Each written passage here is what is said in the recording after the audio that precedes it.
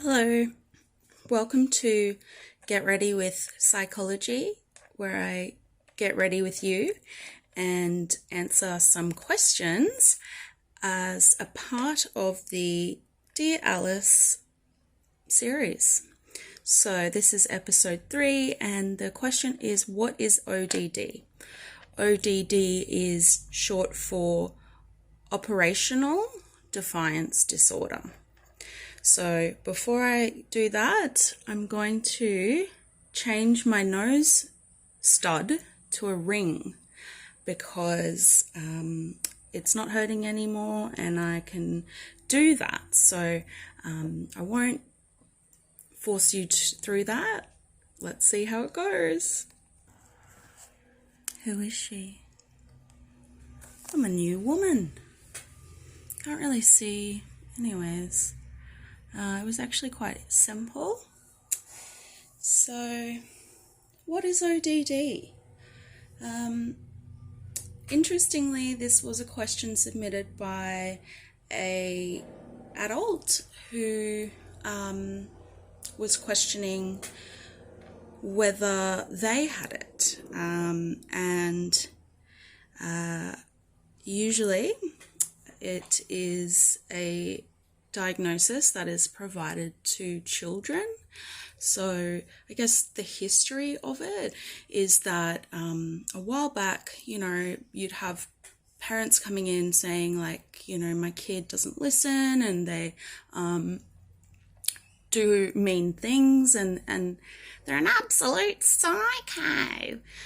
And obviously, psychopathology and psychopath and sociopath and all of that doesn't exist anymore as a diagnosis, but it's also a really stigmatizing word or diagnosis that does not really make sense for lots of reasons which we won't go into, but it's not something that you would want to label a kid like that, so how can we kind of collate something, put something on paper that explains this child's behavior for the school, the caregiver, what may be, where they're just having too many tantrums or they're being too out of control or what have you. So that's kind of where it's come from. And part of why it's a bit of a misunderstood diagnosis is because we obviously expect kids to push boundaries and to be silly or naughty or whatever that looks like. That's pretty normal growing up, we're trying to figure out our boundaries. But I guess where it comes to be an issue is when kids are so off the wall that they're not able to get their needs met, like, eat their dinner or do their schoolwork or whatever. So like all diagnoses, it must impact your functionality through school, work, and relationships. So there are degrees and I'll talk more about that. But I guess first I wanted to kind of demystify some of the ways that we're maybe overusing it as a term. So I guess it's, usually people who have ADHD diagnoses or young people, or perhaps they might need that, or they'll often, a parent will come in and say, my kid has anxiety, ODD, ADHD, and PTSD. And then, of course, instantly I'm thinking, how relevant is this? Where does it come from? Who diagnosed them? Was it all at the same time? Was it over time? And, you know, it's really important that we ask all of those questions, because a lot of the time it'll be, oh, my friends whose mum's a psych said it's probably this or it's probably that or what have you. And part of good practice is to then contact the person who provided these diagnoses, and like 99.99% of the time when I will call this person or people or, you know, what may be, they'll say, no, I never said that. I said it could be something like that, or it looks like another client or kid that I know who has it. But it's just comes back to like the relevance of the diagnosis. So what, you know, people say a diagnosis is not worth the paper it's written on. And I completely agree with that, because my personal saying is that a diagnosis is only as useful or relevant as what you do with it. So before I go on, I'm just going to brush my hair. So I've washed it today, and yeah, it's pretty crazy. Hello, I am a lion. Outfit check is a bit of sports casual. We've got my exotic athletica tights. I've got a sports crop on, and then this cool t-shirt that I got from, I don't know, Kmart a very long time ago, and it has a pocket in it, and it's like an asymmetrical hemline. It's so much fun. But what I love about it is actually it's just like a nice kind of cotton blend. You can see it's quite see-through without against the sun, so it's yeah, just breathable. Of course it's hot. I've got my sweat rag here. So let me get into that. So I've just put my part in, and I'm going to need a bit of a leave-in conditioner. And one of the best is Kerastase. This one is it's a leave-in conditioner, but it's called a mask therapy fiber quality renewal. So this is for like dry, damaged hair, obviously dyeing or bleaching it for such a long time. My ends are pretty bad, so you just put in like the tiniest little amount on your fingers, and then go from the ends. So you don't actually need to put it in up here.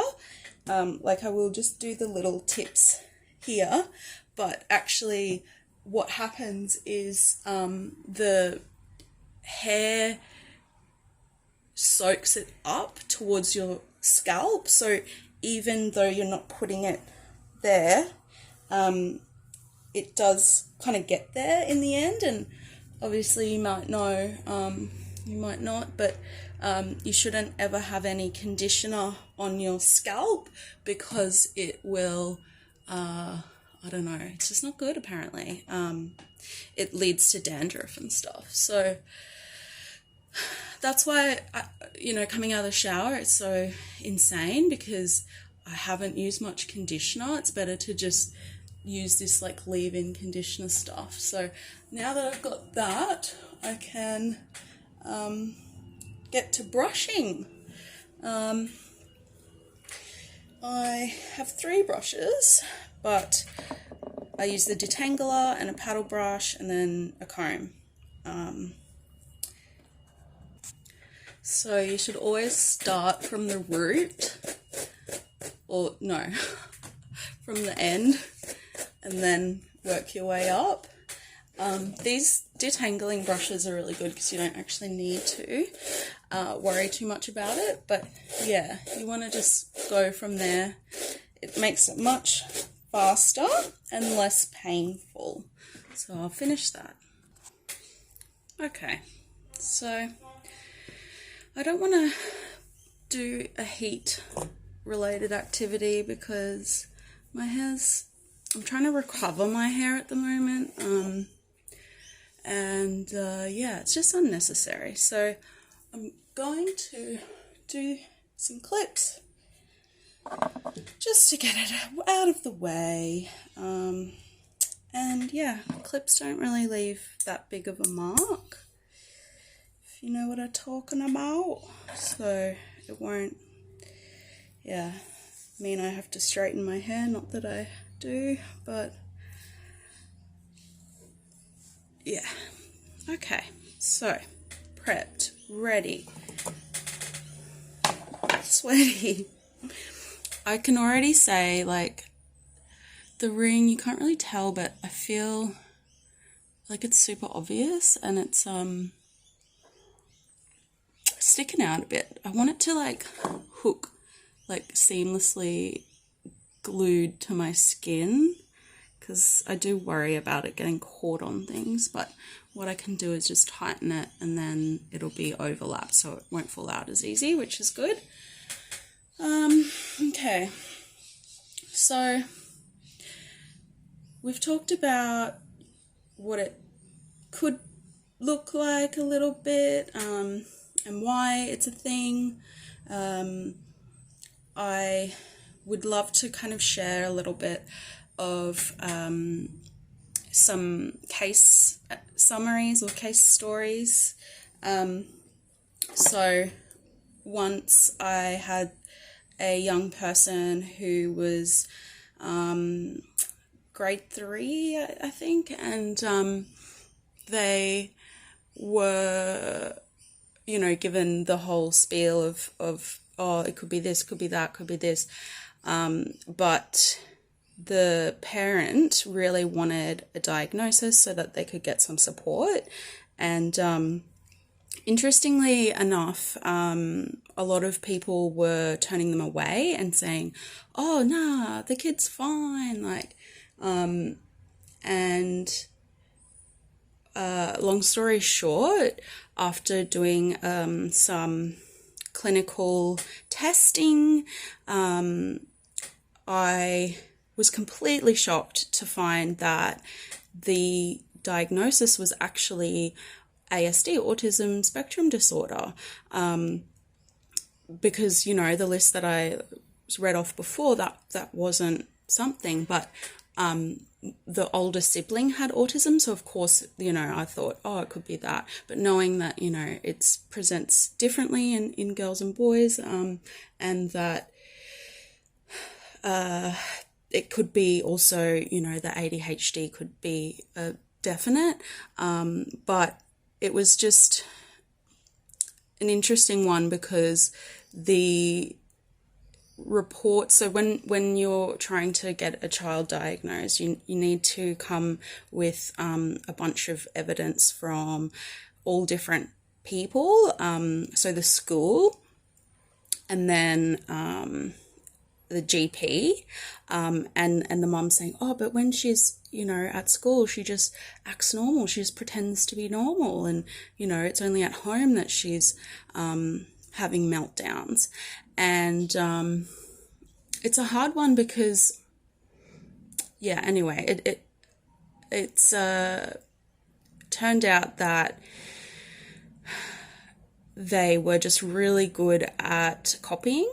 And, with discrete trial teaching, through ABA therapy with autistic children, they learn through repetition, and you use differential reinforcement to reinforce the learning. So she was extremely intelligent, and, the first time I would use the emotional matching facial recognition toy or tool, she got every single one wrong. And then next week it was only like a 50% right and wrong.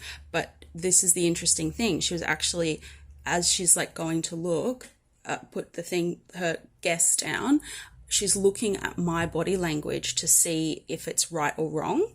and would be like, you know, and so I'd be like using my, you know, a bit of a still face, but also once I realized what was going on, I was like, if I do like a positive expression, is she going to go with it? Or if I do, and these are micro expressions, like I'm trying to be a still face. You know, I don't know, it's hard to explain, but anyways, turned out it was definitely not ODD, it was autism. So you never know. But what I was going to say earlier is that you know,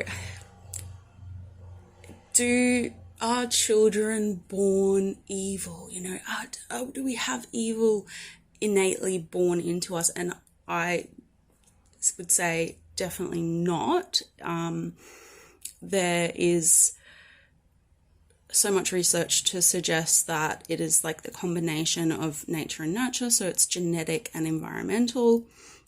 With ODD, I think that, you know, of course you can have the genetic component, which would, for a disorder that is heritable, so ADHD, autism, things like that are heritable. So if the parents have a history or, you know, whatever, they could have it. But the thing is that I feel like ODD is really exacerbated, like really brought on, or really kind of the severity of it could be way more to do with the environment and how babies learn. So, you know, when I talk to parents about kids' issues, you know, the way that the brain is, it's kind of, once you reach 5 years old, like that's it. Like you can't change their stuff too much, you know. You can through therapy, through CBT, ABA, things like that, but that's using a different part of the brain. So, you know, what I will ask is, what was going on for your child during the ages of 0 and 3? And then, okay, what about from 3 to 5? So that's giving me information about what messages they were given or what they interpreted as. And, you know, one of the hardest things with working with kids is working with the parents, because of course parents feel like it's their fault, it's their failing. But, you know, I could give an example, like it actually, sometimes the severity of you not meeting their need may not indicate the outcome. So a good example is, you know, perhaps there was a time when little one was in the cot and they were crying, and you know, they wanted their need to be known, they wanted it to be met right then and there. But you've got 3 other kids, you were on the phone, and for some reason it took you a little bit longer to get there to change the nappy or to give the feed than what the baby thought was reasonable, or what they, you know, they want an immediate gratification. So that tiny little thing could change their perception of, my needs aren't going to be met. But I think ODD is kind of more like a bit more complex than that, than just pure attachment stuff. But like, you know, you could say that having a kid with ODD, it's like opposites day every day. And no matter what you say, even if it's something that they want, their first thing is to say no. And so I guess just hypothesizing about why that could be is that perhaps there was a time when they received a direction or a and this is why it's more like 3 to 5 kind of thing, but there was somewhere that they learnt that adults or people telling them what to do is not always going to work out. And you can't teach a child that, life is unfair and things don't always go to plan, and they don't understand higher order complex words. Even if they do, like, a 2-year-old doesn't understand what the word wait means. So timers are really helpful for that. But anyways, so at some point they learned that I can't trust your command or your this or and sometimes it can not even be from you telling them what to do and then they do it and it doesn't work out the way that you wanted it to. It might not even be that. It might be simply through them observing your behavior. So if I say, don't yell or don't hit, but then mum and dad yell, mum and dad hit, so then it's like gives this kid like a bit of confusion around trusting what you say. And then where it comes to a bigger kind of diagnostic area is when the behavior erupts to the point that it's unreasonable. So all human beings will have that kind of thing within them and their parent, and that's all, well researched. But, this is kind of why I'm a bit more of a behavioralist, because a kid could have this exact same cognitions and not present the same way as an ODD diagnosed child, but you're not going to find out more about that until they're 25 and they come in for counseling, and you're like, wow, like you receive confusing messages. So let's actually go to the source. Let's go to the Bible. But before I do, I just wanted to highlight the only person or people who can diagnose conditions are clinical psychologists, psychiatrists, and pediatricians. So the GP, the counsellor, the school person, like your friends who knows some people, they can, all we can do is offer guidance and say it could be this. So I would do my little tests and observations, which could be the same as what they are going to do, it just depends.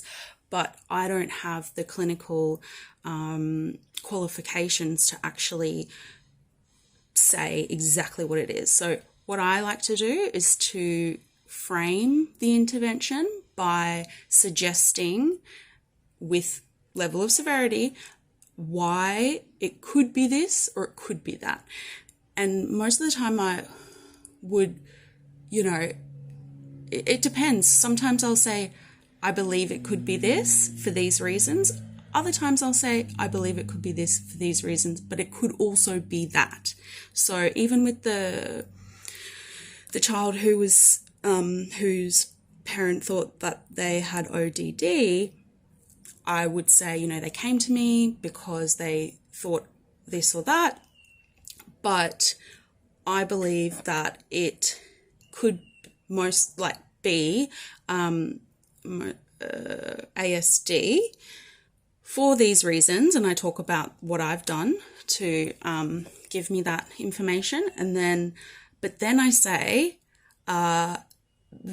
during the ages of 0 to 5, this child was in and out of women's shelters due to significant ongoing witnessing violent behaviour and with their family. So it could actually be a different presentation relating to post-traumatic stress disorder as a result of domestic family violence. So I'm saying like, it's this, but I'm saying, but it could be that and it could be that. So that is why it's important for you to bring lots of information to the pediatrician or the child psychologist to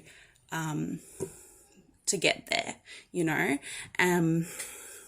So let's see what the DSM says.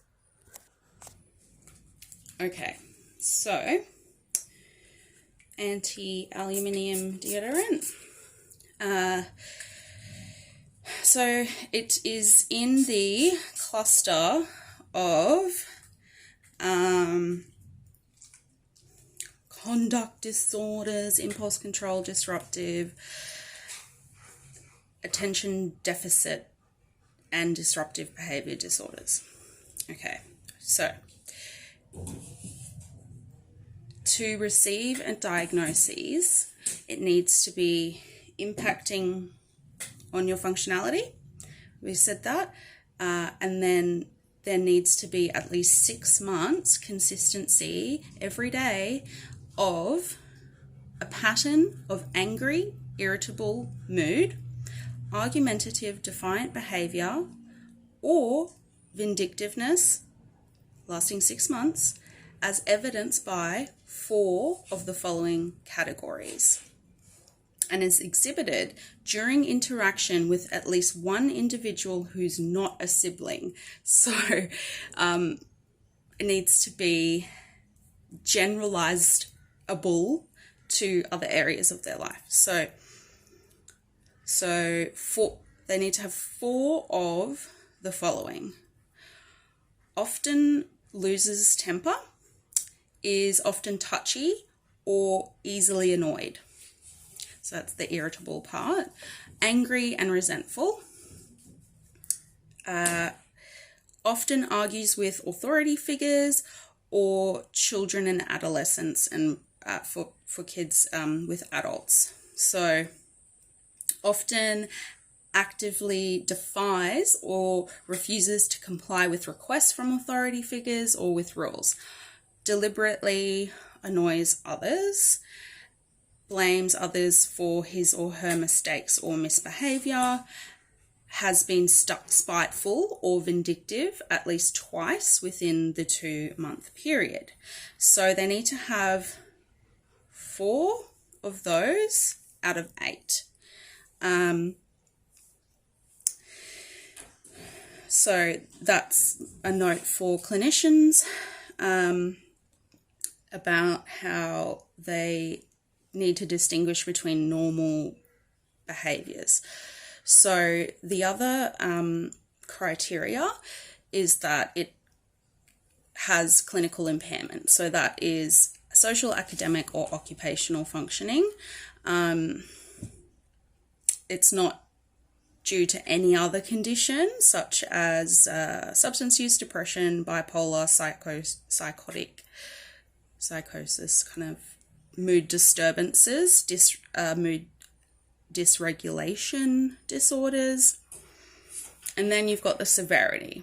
So a mild ODD is that symptoms are confined to only one setting. So the behaviours every day, often over 6 months, is at home or school or work or with peers. Moderate is that it's present in at least 2 settings, so home and school. Or a severe is that it's present in 3 or more, so home, school, work, with friends, family, peers.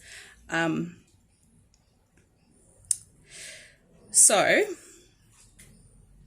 the criteria that has recently changed is that it is only for children. So it's often used for children, but criteria D has been dropped, and that is if it's not this and the individual is if it's not just a conduct disorder and it is someone over the age of 18, then you need to consider antisocial personality disorder.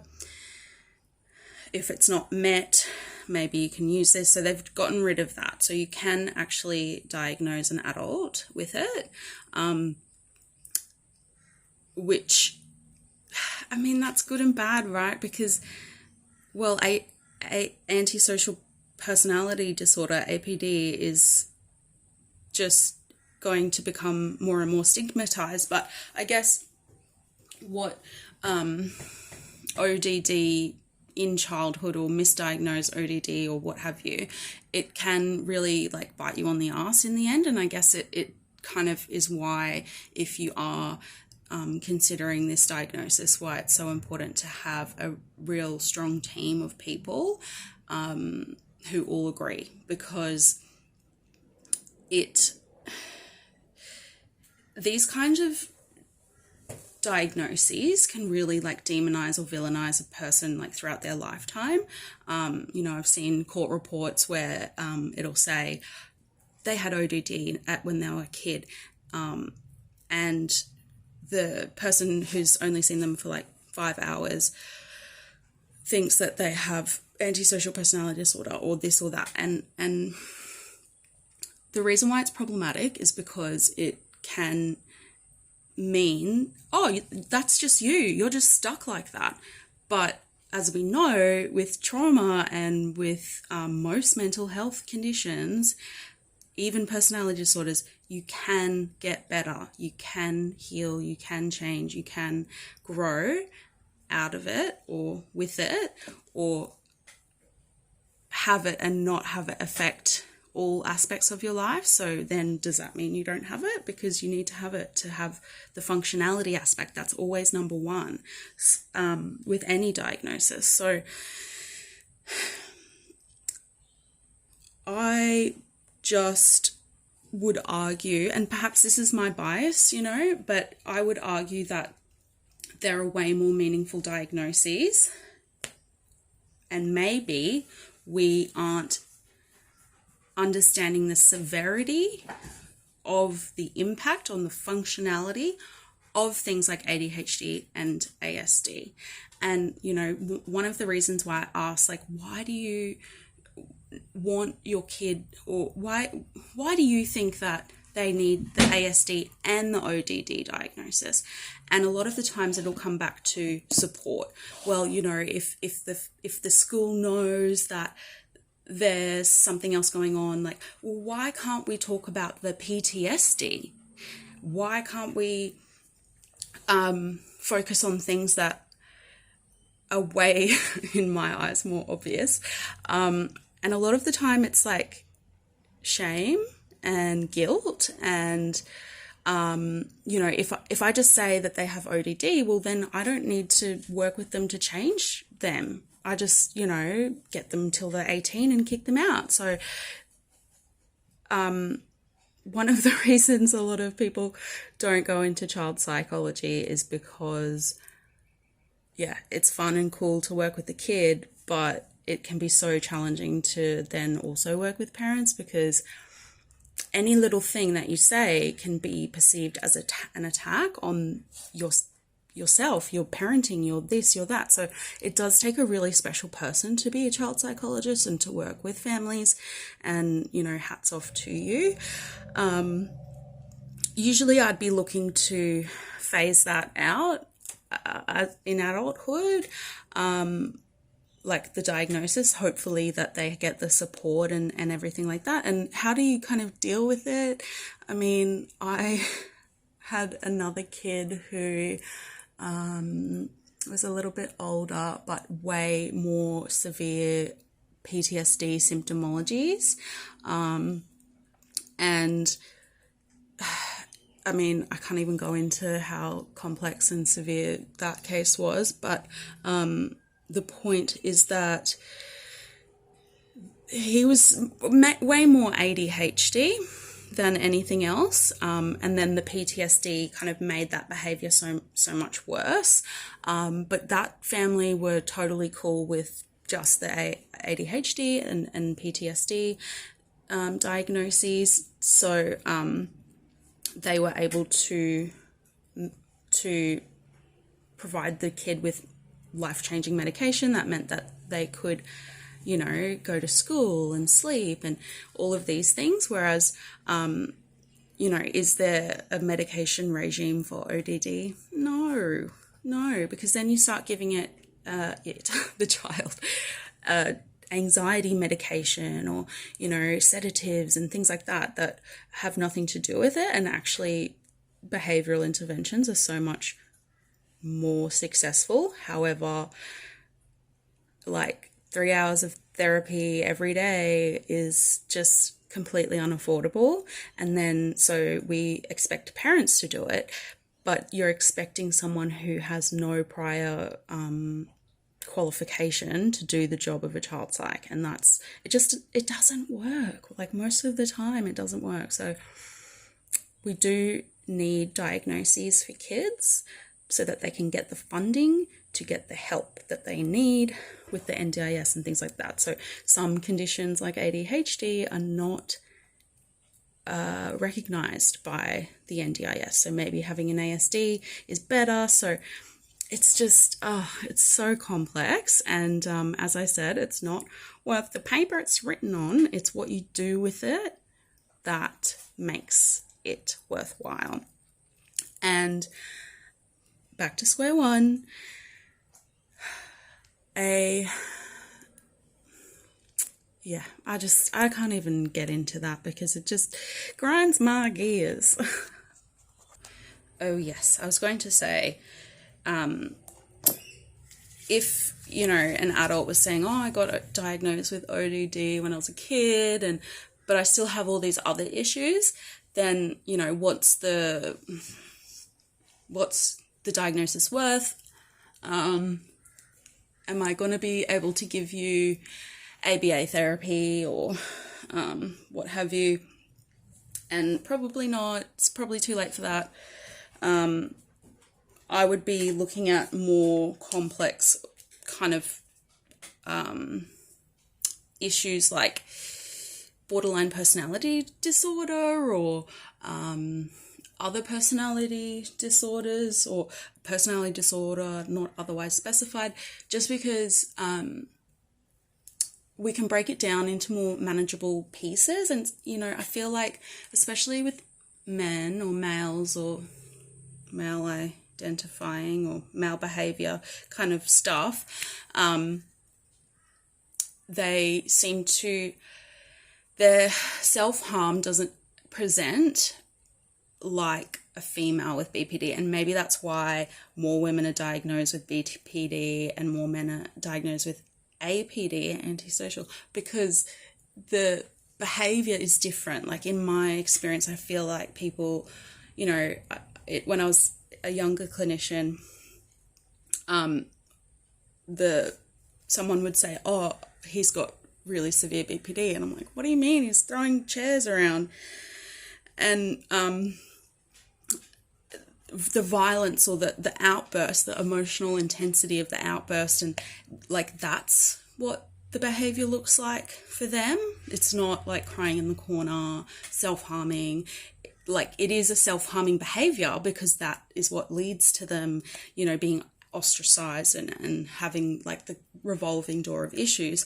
But yeah, so if an adult was saying that, I'd really be looking deeper. I'm not saying that they couldn't, but yeah, I guess why? Like, what is the function of the behavior? What is the form of the behavior? And some adults will still have a conduct disorder, but I personally think we can look at it through a trauma-informed lens, and go back to that whole, you know, I can't trust what anyone says, so I'm just going to reject it, even if it sounds like a good idea, so that I can figure it out in the own way. And then you've got things like shame. That's you don't want to say, oh, you're right. You know, sometimes they will, but usually it's when they get this message that other people don't like follow through, or they don't yeah, they're just not, that you just can't trust it. So I'm going to say no. I'm going to defy you out of principle. So back to the original question of someone asking me, maybe do they have it?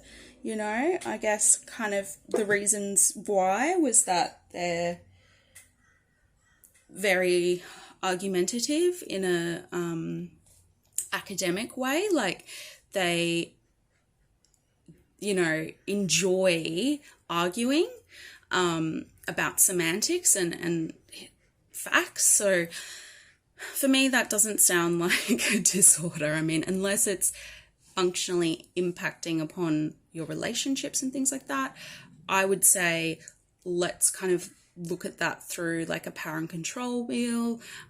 Why is it that you feel the need to always try and get the upper hand? And, you know, the people who are saying like, oh, you've got ODD, maybe what could be more helpful for like a result and a change in behavior is to address the specific issue that is causing you to say that. Because, you know, it's not nice. It's not nice to use a diagnosis as like an insult. That's what leads to stigma. But, yeah, you want to just say, what does it look like? How does it affect you? And what's the consequence going to be, you know, for you, the person with the issue? You would say, when I'm telling you about this documentary or a new piece of information that I was watching, I've noticed that, you know, it's that instead of just listening and having a calm conversation about a topic, it seems to me like your first instinct is to shut me down and to say that I'm wrong. And whether I'm wrong or right, it doesn't really matter to me, because that's actually not my intention of communicating with you. I'm interested in having just a carefree discussion about this issue, and you want to turn it into a fight of who's wrong or right. So I'm just really struggling to want to calm back and communicate with you more, because the way that it makes me feel is that I just immediately shut down and want to leave. And, you know, I'm trying to relate with you, but we're getting kind of, yeah, we're at a, it turns into a no-win situation. Perhaps it would be more helpful if I was, you know, asking you what you thought about something, or is there a way that I could frame it that it didn't feel like an attack? Or I'm just kind of workshopping different ways that you could address it. But yeah, just actually kind of really giving that person insight to their behavior is going to be so much more helpful for pushing for change. And it's not your job to change people or to help people or whatever. It's your job to communicate your feelings, how it impacts on you, and then offer support. Really, that's all you can do. Like, I heard my friend had this issue, and you know, and they got some treatment through CBT or DBT would be really helpful. And that's literally just learning conversation skills, like, because when you're like, whether you're combative or not, when you're in a quiet place and you're reflective about the situation, you're not thinking, oh, how can I push this person that I love chatting with about science or what have you, how can I push them away? That's like more of like the second step of the attachment, like anxious or kind of pushing away. But fundamentally we all want to connect, we want to belong, we want to be loved. So realistically, and with, a professional, they can get to the place where they're thinking, this isn't giving me the desired outcome. Even, having an avoidant, pushing away, like, am I getting what I want? Is this actually what I want? No. So from that point, then you can start to think, well, maybe just I can sit, absorb it, and learn to challenge people in less like combative ways that make them feel like a personal attack, because what you're doing is exactly what you don't want done, or what you feel is being done. So, with these kinds of conditions, a lot of the time people will say, oh, they struggle with empathy, or they struggle with reading the room, or what have you. But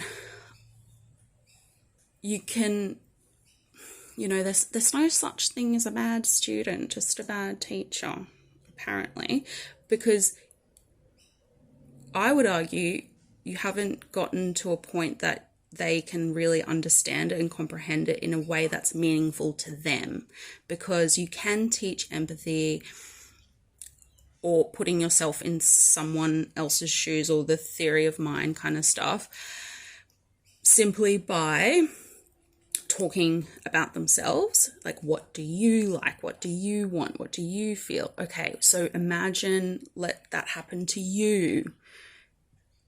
It's a lot easier to understand it if it's the frame of reference is about yourself. Then that's how you start to teach it gradually over time. So I hope that's helpful. I'm just gonna keep on keeping on. My look is not much. I realize I've just got some face oil and some deodorant. It's just way too sweaty. Let's see. So I've got these new clips from TK Maxx. So I'm just going to, because my hair's not dry yet and I want to naturally dry it today, just put it in a clip, do a little French twist. Got my overhang, so 2000s, and then I'm just going to use some pins to pin it off my face so it doesn't get oily while I do my chores. So please like, follow, subscribe. That will mean other people get to see it. And put a comment down if you have a question, or you'd like clarification or referral information, or you have a question that I can answer. Have a good day.